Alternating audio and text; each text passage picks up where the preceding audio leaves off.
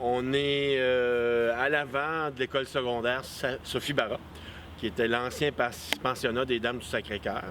Je vous rappelle que les Dames du Sacré-Cœur, c'était un collège privé de religieuses. Les Dames du Sacré-Cœur ont été fondées par Madeleine Sophie Barra, le nom du collège qu'on retrouve aujourd'hui. Et je vous rappelle que les collèges religieux au Québec, on en retrouve beaucoup, car après la période des Patriotes de 1837-38, le Québec va vivre une grande période de conservatisme religieux qu'on va appeler la période ultramontaine, jusqu'à la Révolution tranquille. Donc on parle pratiquement de plus de 100 ans, là. Alors, pour étendre son influence sur la société, le clergé rouvre des écoles un peu partout. Et on va avoir besoin de communautés religieuses. Il y en a plusieurs qui vont venir de France s'établir ici, comme les Dames du Sacré-Cœur. Alors, les Dames du Sacré-Cœur, il y avait l'externat et maintenant le pensionnat qui est derrière moi, qui aurait été érigé.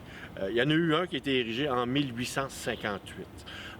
Il y avait des airs néo-gothiques, mais il y a eu un incendie en 1929 qui a pratiquement tout rasé le bâtiment. On a conservé certaines parties de l'édifice qui ont resté debout.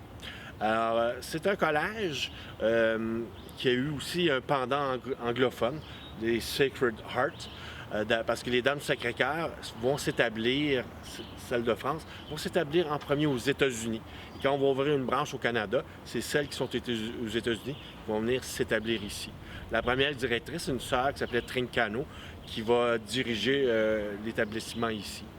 Alors, ça a eu une grande influence car il y avait des gens qui venaient étudier de très loin ici. Hein.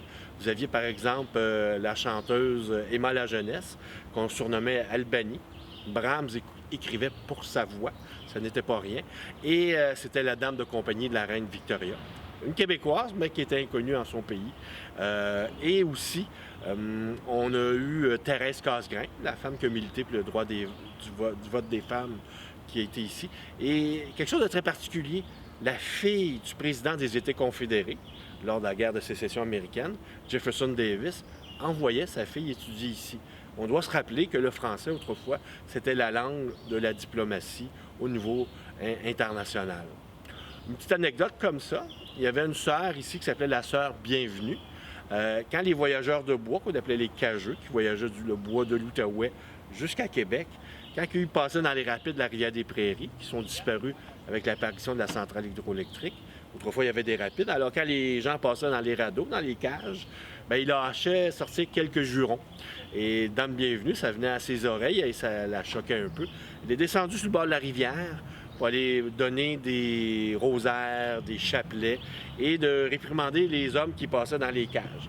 Et selon les Dames du Sacré-Cœur, les hommes qui se sont procurés ces attirails de bondieuserie-là ont eu beaucoup moins d'accidents que les autres. Le mur qui est derrière moi, qui sépare le collège du boulevard Gouin, il a déjà été une palissade de bois autrefois. On va le remplacer vers 1925 par le muret de pierre que vous avez ici. Le muret de pierre, il est très intéressant parce qu'il symbolise quelque chose. Souvent, dans les communautés religieuses, on va ceinturer l'édifice d'une clôture. Souvent, c'est en pierre, parce que c'était pour contrôler le va-et-vient sur la propriété du collège, car dans un pensionnat, on veut contrôler l'influence qu'on va avoir sur la jeunesse, l'élite de demain. On ne veut pas qu'il y ait des influences qui proviennent du village. À côté, il y avait l'externat.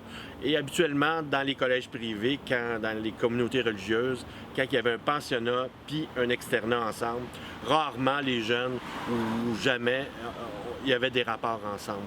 Comme ça, on évitait les mauvaises influences sur les gens qui étaient au pensionnat. Nous sommes dans la partie ouest du terrain, quand les Dames du Sacré-Cœur vont s'installer ici. On est dans l'endroit où il y aurait eu une seconde maison à l'époque de l'acquisition du terrain. C'était un monsieur Dominique Bayard qui habitait ici. Le bâtiment n'y est plus depuis très longtemps. Derrière moi, on retrouve la chaufferie du collège Sophie Barra. Alors, lors de l'incendie 1929, c'était un 23 juin, lors de l'incendie, lors de la reconstruction, on va construire un passage, une passerelle qui va relier la chaufferie à la reconstruction. Ça va prendre à peu près 7 ans. Donc, l'incendie en 1929, donc vers 1936-37, et reconstruction, elle est terminée. L'édifice a été refait il y a à peu près 7-8 ans. Donc, la reconstruction est assez bien réussie.